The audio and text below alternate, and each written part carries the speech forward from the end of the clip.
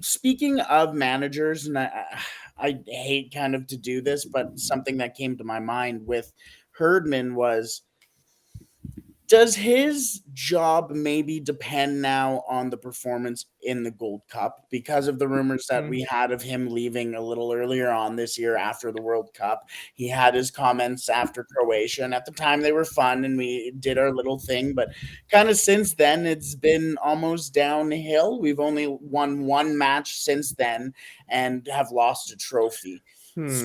Could this kind of be the back nine almost for Herdman?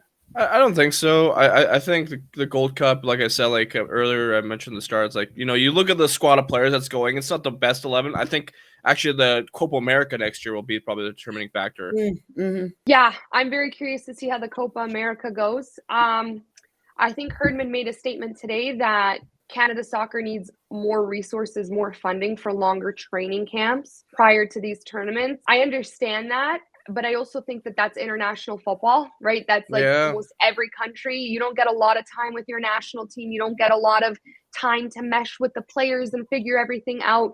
I do think that, again, very respectfully and kindly, there was no excuse for yesterday's performance. And I think after the way we saw Canada play against Belgium at the World Cup, which I think I can speak for a lot of Canadians, that's the best game we've ever seen the Canadian men's national team play, right? Like, we were like, oh my goodness, like, this is it. Like, we're finally getting into stride. And then if Croatia kind of knocked us down a peg, which Croatia is incredible.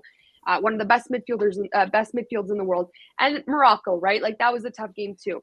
So I think that maybe after that Belgium game, we have a little bit of a higher bar, some higher expectations. And then maybe after this Canada-USA game, where we feel like maybe this might be one of the worst games we've seen, we're like, okay, what's the direction we're going in? And just piggying back off of what Christian Jack said, players aren't playing in their natural positions. The tactical and technical arrangement isn't solidified. It feels like John Herdman might at times have question marks. So then we're like, how is this not figured out by now? So it's tough. I don't think John Herdman's on the out by any means, but I do think that they need to start figuring things out. Like, for example, in my personal opinion, we need a goaltender, and this is nothing against Borjan. Like, I'm sure he's an incredible leader and an incredible person, but we need a goaltender to make those saves. That's like bottom line. Every football team needs a good goalie if they want to win and progress.